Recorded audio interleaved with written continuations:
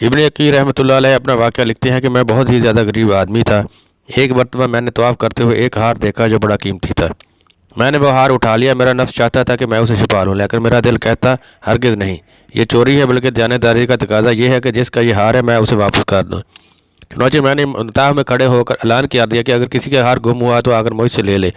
کہتے ہیں کہ ایک نابینا آدمی آیا اور کہنے لگا یہ ہار میرا ہے، میرے تھیلے میں سے گرا ہے۔ میرے نفس سے مجھے اور بھی ملامت کی کہ یہ ہار تو تھا بھی نابینا کا، اس کا کسی کو کیا پتہ چلتا، چھپانے کا اچھا موقع تھا، مگر میں نے اسے وہ ہار دے دیا۔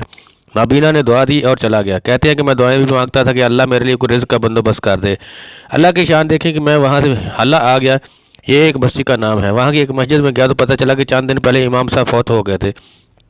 لوگوں نے مجھے نماز پڑھانے کے لیے کہا، جب میں نے نماز پڑھائی تو انہوں نے میرا نماز پڑھانا اچھا لگا۔ وہ کہنے لگے تم یہاں امام کیوں نہیں بن جاتے؟ میں نے کہا بہت اچھا۔ میں نے وہاں امامت کے فرائض سر انجام دینے شروع کر دیے۔ تھوڑے دنوں کے بعد پتہ چلا کہ امام صاحب پہلے فوت ہوئے تھے، ان کی ایک 14 سال بیٹی ہے۔ وہ وصیت کر گئے تھے کسی نیک بندے سے اس کا نکاح کر دینا۔ مقتدی لوگوں نے مجھے کہا کہ جی اگر آپ چاہیں تو ہم اس یتیم بچی کا آپ سے نکاح کر دیتے ہیں۔ میں نے کہا جی ہے، بہت اچھا۔ چنانچہ انہوں نے اس کے ساتھ میرا نکاح کر دیا۔ شادی کچھ عرصہ کے بعد میں نے اپنی بیوی کو دیکھا کہ اس کے گلے میں وہی ہار تھا جو میں نے طواف کے دوران ایک نابینا آدمی کو لوٹایا تھا۔ اسے دیکھ کر میں حیران رہ گیا۔ میں نے پوچھا یہ ہار کس کا ہے؟ اس نے کہا یہ میرے ابو نے مجھے دیا تھا۔ میں نے کہا آپ کے ابو کون تھے؟ اس نے کہا وہ عالم تھے، اس مسجد کے میں امام تھے۔ نابینا سے تب مجھے پتہ چلا کہ اس کے ابو وہی تھے جن کو میں نے وہ ہار واپس کیا تھا۔ میں نے ان کو بتایا کہ ہار تو میں نے ان کو اٹھا کر دیا۔ وہ کہنے لگی آپ کی دعا بھی قبول ہوگی اور میرے ابو کی دعا بھی قبول ہوگی۔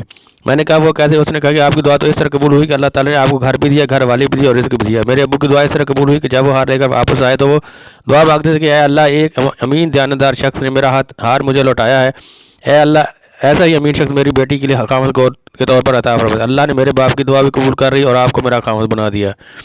مخلص بندے کا کام اللہ تعالیٰ کے کبھی رکنے نہیں دیتے، اٹکنے نہیں دیتے، بلکہ ایسی کشتی ہمیشہ کنارے لگا دیا کرتے ہیں۔